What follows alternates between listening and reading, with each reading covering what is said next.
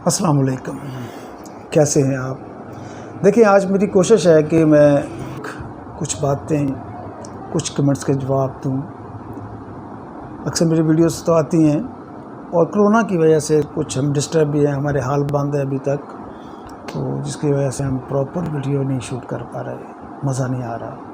انشاءاللہ تعالی یہ سب کچھ کھول دیا جائے گا۔ دیکھیں، اللہ بہتر کرے گا، اللہ پاک اس وبا کو، کرونا کی وبا کو جلدی ہمارے پاکستان سے ختم کرے اور ہم کھل کر اپنے کام کر سکیں۔ دیکھیں، کراٹے اکثر کنسیپٹ ہے لوگوں کا ذہن میں، جب بھی کراٹے آپ سوچیں گے تو لوگوں کے ذہن میں ایک ہی بات آتی ہے، لڑائی۔ تو میں اکثر سوچتا ہوں کہ یہ دیکھیں، یہ سوچ ہے نا، صرف لڑائی نہیں۔ جدید کراٹے جو ہیں وہ بہت کچھ سکھاتے ہیں، آپ کو بہت کچھ سکھاتے ہیں۔ کراٹے لڑائی کے علاوہ جو آپ کو چیزیں دیتا ہے، سب سے بڑی بات تو یہ کہ وہ سیلف ڈیفنس دیتا ہے آپ کو۔ جب آپ کو ضرورت پڑے تو آپ اپنا ڈیفنس کر لیں۔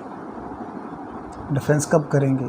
جب آپ کا دماغ حاضر ہوگا اور آپ ایکٹیو ہوں گے، پھر آپ پراپر اپنا ڈیفنس کر سکیں گے۔ اس کے بعد کراٹے جو کرنے سے آپ میں کانفیڈنس آتا ہے۔ میں ریئل میں آپ کو بتاؤں، اپنا اتنے سالوں کا ایکسپیرینس آپ کو بتاتا چلوں۔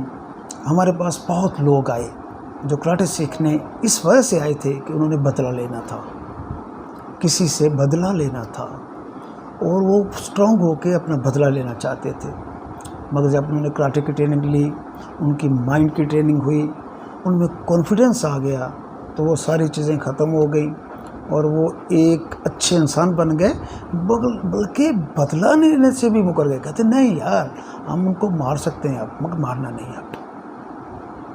یہ ہے ذہنی سکون۔ اتنا سکون لڑ کے نہیں آنا تھا جتنا معاف کرنے میں آ گیا۔ معاف اس وقت کرنے میں مزہ آتا ہے جب آپ کسی کے مار بھی سکتے ہیں تو آپ اپنے آپ کو روک لیتے ہیں۔ یہی سب سے بڑا جہاد ہوتا ہے، یہی سب سے بڑی پاور ہوتی ہے جو ہر بندے میں نہیں ہوتی۔ تو یہ پاور ڈیولپ ہوتی ہے، انسان زندگی کے تمام کام میں کانفیڈنس آ جاتا ہے، وہ اچھے طریقے سے کرتا ہے۔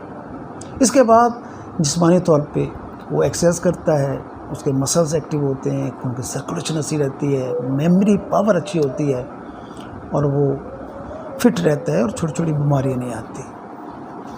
تو اس لیے بالکل یہ بات غلط ہے کہ کراٹے صرف لڑائی کا نام ہے۔ کراٹے ایک گیم ہے اور اس سے ہمیں بہت ساری چیزیں حاصل ہوتی ہیں۔